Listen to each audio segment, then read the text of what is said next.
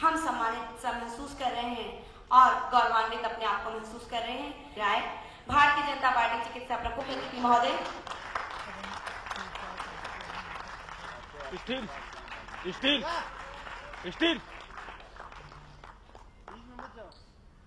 Party चिकित्सा प्रकोष्ठ इन्हें सम्मानित करता है, इनके उज्जवल भविष्य की कामना करता है। जोरदार तालियां इनके लिए।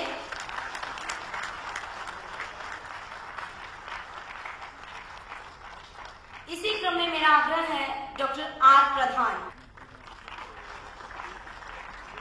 इसी क्रम में अगला नाम है डॉक्टर राजीव सिंह। रायबरेली से हमारे बीच हैं, वरिष्ठ होम्योपैथ हैं और इन्होंने होम्योपैथी को नया आयाम दिया है। भारतीय जनता पार्टी के चिकित्सा प्रकोष्ठ के राष्ट्रीय कार्यकारिणी सदस्य। इसी क्रम में भारतीय जनता पार्टी के लिए चिकित्सक जब संगठनात्मक कार्य की बात आती है तब भी हम कहीं करना चाहते हैं। भारतीय जनता पार्टी की 10,000 सदस्य इन्होंने किए। Doctor H N. सिंह करना शुरू किया है और ये 3,661 अभी तक निःशुल्क ऑपरेशन कर चुके हैं और इन्होंने निर्दलीय विधानसभा चुनाव भी 2012 में लड़ा है। हम इन्हें भी उज्जवल भविष्य के लिए कामना करते हैं। Doctor H N. सिंह। इसी क्रम में मेरा आग्रह है डॉक्टर जी.पी. सिंह। चिकित्सा प्रकोष्ठ के प्रदेश संयोजक डॉक्टर अभयमणि त्रिपाठी, यहाँ के महापौर डॉक्टर दिनेश जी शर्मा, आदरणीय डॉक्टर यशी राय जी, प्रदेश के पूर्व अध्यक्ष doctor Ramapati Ram ji Tripathi, doctor R K. Thukral, doctor B A. Jauhari, doctor B B. Agrawal, doctor Manoj Mishra, सभागार में उपस्थित चिकित्सा प्रकोष्ठ के सभी चिकित्सक बहनों एवं भाइयों, मैं समझता हूं कि क्योंकि मैंने प्रदेश अध्यक्ष के रूप में जिम्मेदारी यहां निभाई है और उसके बाद भी उत्तर प्रदेश की संगठनात्मक गतिविधियों को देखता रहा हूं, जहां तक मुझे याद है शायद चिकित्सा प्रकोष्ठ का कभी इतना बड़ा भी कार्यक्रम नहीं हुआ था। ये पहली बार है। इसके लिए मैं डॉक्टर अभयमणि त्रिपाठी और साथ ही उनकी पूरी टीम को बधाई देता हूं। आप सभी प्रोफेशनल्स हैं और भारतीय जनता पार्टी ने प्रोफेशनल्स को भी अपने साथ जोड़ने का यह फैसला क्यों किया है? इसलिए किया है कि जो प्रोफेशनल्स होते हैं उनकी जनता में एक साख होती है, विश्वसनीयता होती है। मैं सारे प्रोफेशंस की यहां चर्चा नहीं करना चाहता, लेकिन चिकित्सा का जो प्रोफेशन है उसके बारे में मैं चर्चा करूंगा। जो भी मरीज डॉक्टर के दरवाजे पहुंचता है उस डॉक्टर के प्रति एक विश्वास का भाव होता है और एक भरोसा भी होता है कि हम इस डॉक्टर के पास जाएंगे, मेरा इलाज होगा, हम रोग मुक्त हो जाएंगे।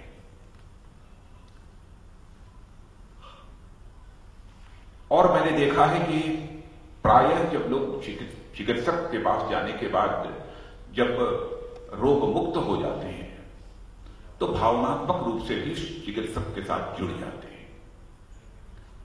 और कोई अच्छा चिकित्सक है तो उसकी क्लिनिक में प्रतिदिन 50, 100, 150, 200 ऐसे पेशेंट्स आते हैं।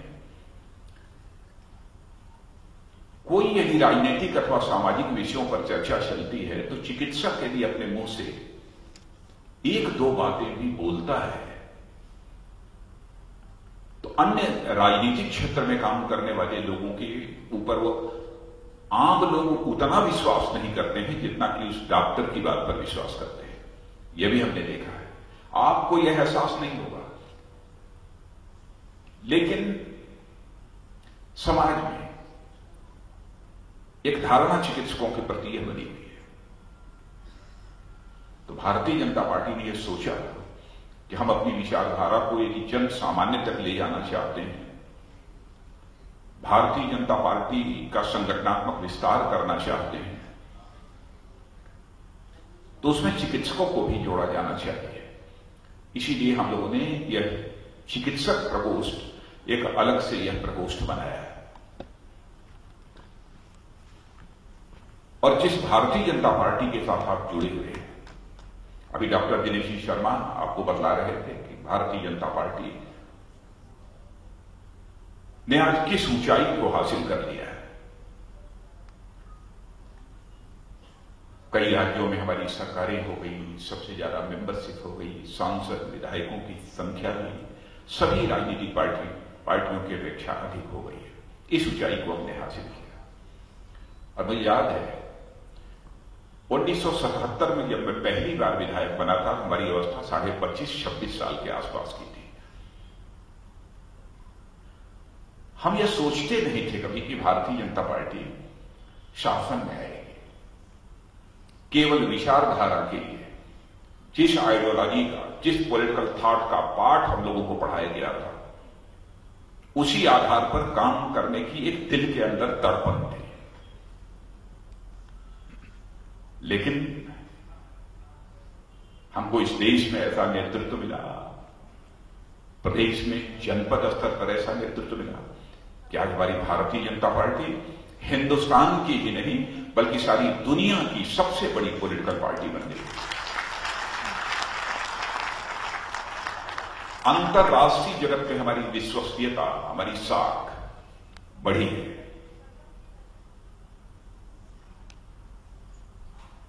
ये सही कहा इन्होंने, डॉक्टर दिनेश शर्मा ने।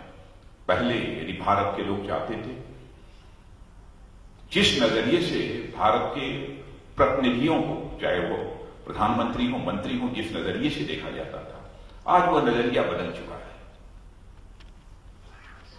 और भारत ही नहीं, विश्व का इकोनॉमिस्ट भी यह महसूस करता है कि एक जो रिवर्सल ट्रेंड था कांग्रेस और यूपीए गवर्नमेंट के शासनकाल में, एक उतार,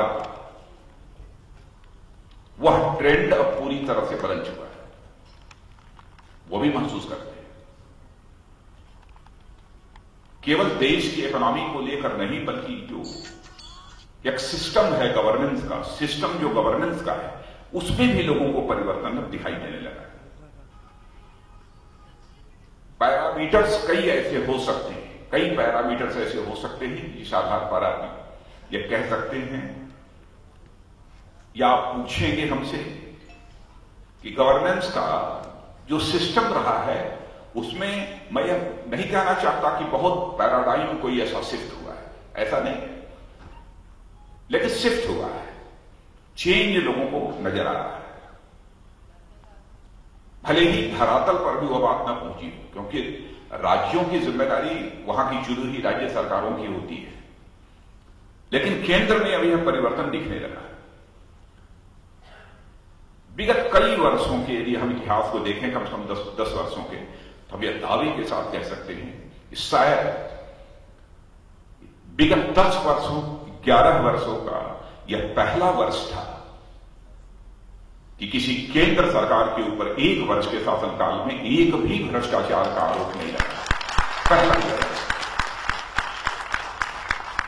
किसी को स्वभाव को लेकर किसी ने आलोचना की होगी, किसी की स्टाइल ऑफ फंक्शनिंग को लेकर किसी ने आलोचना की होगी, और उस पर तो बहस हो सकती है, लेकिन मैं समझता हूं कि किसी कोई भ्रष्टाचार में लिप्त पाया गया अथवा सरकार के ऊपर कोई गंभीर यदि आरोप लगे हो, ऐसा कुछ हमको देखने को नहीं मिला है। और भारत ही नहीं, शायद दुनिया के लोग जो हमारा 1 वर्षों का यह कार्यकाल रहा है, उसकी समीक्षा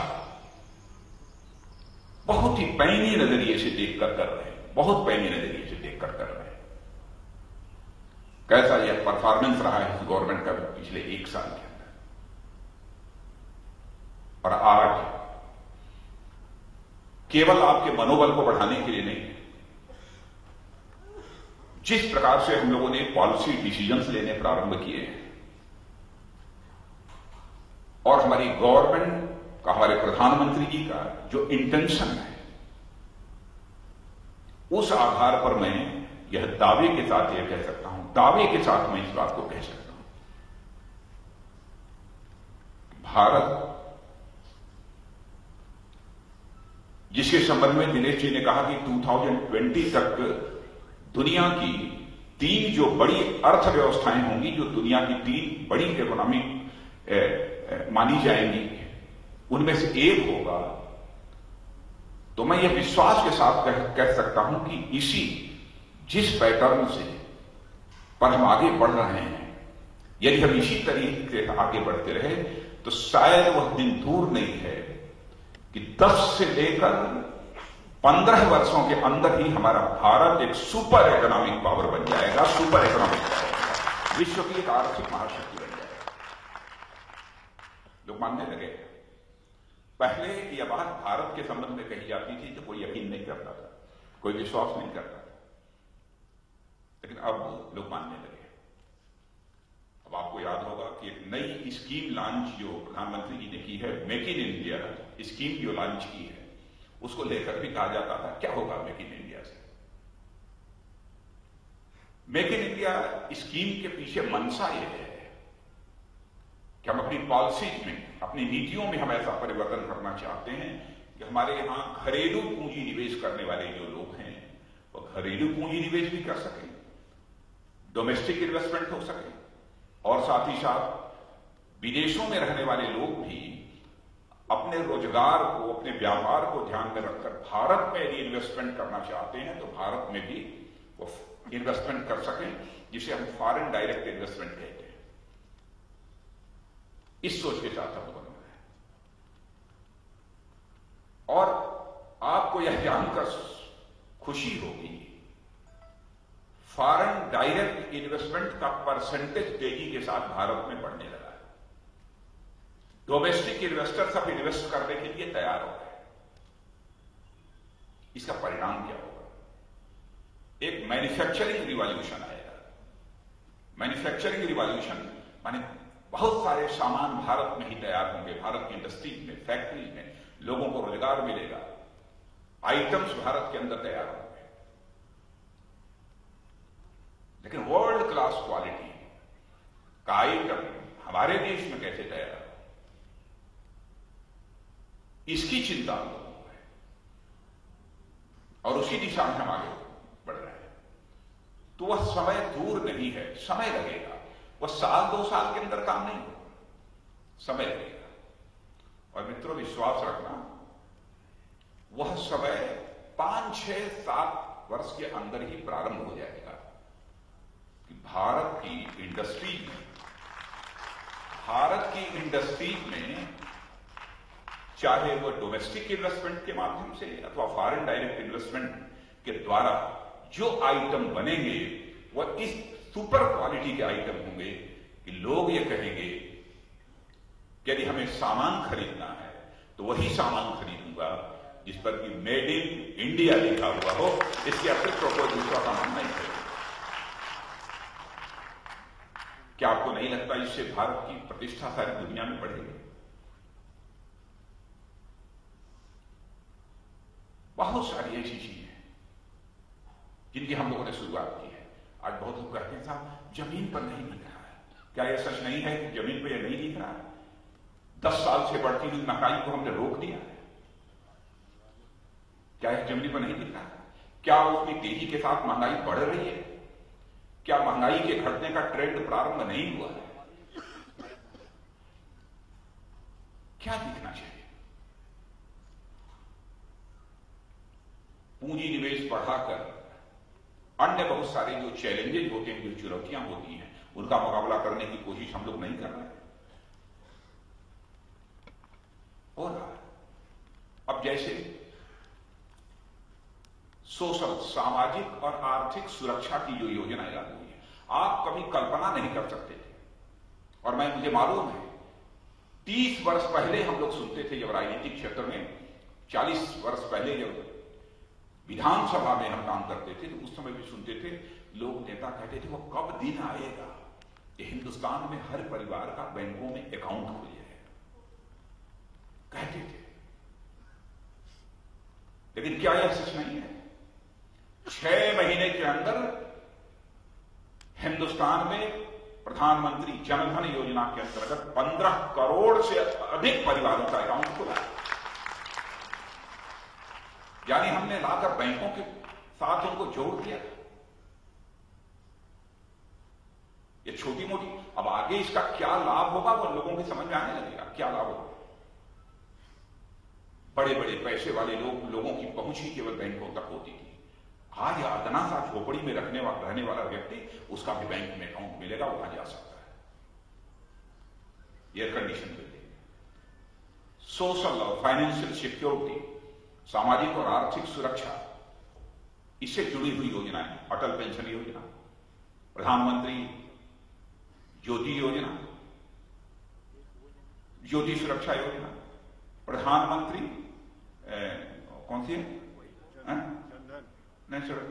जीवन सुरक्षा बीमा योजना, प्रधानमंत्री सुरक्षा बीमा योजना। क्या यह घटनाएं नहीं, क्या ये सब सारी योजनाएं, क्या लोगों को यह सामाजिक और आर्थिक सुरक्षा प्रदान करने वाली नहीं है? 1 रुपया जमा करके, महीने में 1 रुपया जमा करके दुर्घटना हो जाने पर आपका परिवार 2 लाख रुपए की गारंटी पाता है। कोई छोटी बात है? जिनके पास पैसा होगा शायद उनकी समझ में नहीं आता होगा। जो असहाय और गरीब परिवार होंगे उनके लिए कितनी बड़ी इससे राहत मिलेगी। मुद्रा बैंक, क्या हम पढ़े लिखे लोगों को ही बेरोजगार मानते हैं? ऐसे अनपढ़ लोग नहीं हैं जिनके हाथों को रोजगार मिलना चाहिए, नहीं मिल पा रहा। मुद्रा बैंक अब 5,000, 10,000, 15,000, 20,000 का भी यदि कोई कर्ज लेना चाहता है तो सीधे बैंक में जाकर वो 20, 25, 50,000 का कर्ज लेकर अपने ठेले लगा सकता है, छोटी दुकान खोल सकता है, रेहड़ी का काम कर सकता है, कुछ भी कर सकता है। क्यों नहीं हो सकता? ऐसी कई योजनाएं हम लोगों ने इधर प्रारंभ की हैं। मैं चिकित्सक मित्रों से मैं कहना चाहूंगा, जहां तक उत्तर प्रदेश का सवाल है, प्राइमरी हेल्थ सेंटर्स को यदि देखा जाए तो मैं समझता हूं कि शायद, यदि मैं आज वो संख्या बढ़ गई हो तो मैं नहीं कह सकता हूं, लेकिन प्राइमरी हेल्थ सेंटर अप्रॉक्सिमेटली 5,000 होंगे। कितने होंगे? लगभग यही होने चाहिए, जहां तक यदि मैं भूल नहीं रहा हूं। लेकिन ये प्राइमरी हेल्थ सेंटर कितने % पॉपुलेशन को मेडिकल कवर दे पा रहे हैं? कितने % पॉपुलेशन को मेडिकल कवर दे पा रहे हैं? प्राइवेट नर्सिंग होम्स के माध्यम से मेडिकल कवर भी मिल रहा है, संख्या इतनी कम है। फिर भी बहुत सारे ऐसे गरीब परिवार हैं जिनको कि मेडिकल कवर मिलना चाहिए, उन्हें चिकित्सकीय सहायता मिलनी चाहिए, नहीं मिल पा रही है। क्या हम चिकित्सा प्रकोष्ठ के माध्यम से हम ऐसा नहीं कर सकते कि अपने जिले के स्तर पर हम ऐसा अपने चिकित्सा प्रकोष्ठ का ऑर्गेनाइजेशन तैयार करें कि कोई न कोई, जहां पर गरीबों की बड़ी जमात हो, वहां पर वर्ष में 2 बार 3 बार कुछ नेत्र चिकित्सा का शिविर लगा दें, कभी लोगों का हेल्थ चेकअप करने के लिए कोई शिविर लगा दें। इस प्रकार का काम हम नहीं कर सकते। स्वाभाविक है कि जन सामान्य में भारतीय जनता पार्टी की विश्वसनीयता बढ़ेगी, और मैं महसूस करता हूं कि चिकित्सा प्रकोष्ठ को अपने इस दायित्व का निर्वाह करना चाहिए। कोई ये कह सकता था हम ये करके क्या करेंगे, हमको क्या मिलने वाला है? मिलने वाला है एक हकीकत मित्रों, आप समझना, जीवन में केवल बड़ा पद मिल जाने से कोई बड़ा नहीं होता।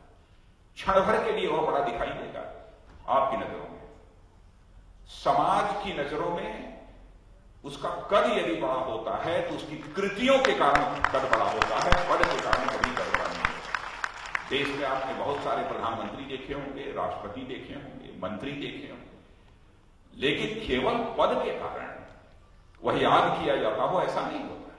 उसकी टीम्स, उसकी कृतियां कैसी, इस पर बहुत कुछ निर्भर करता है।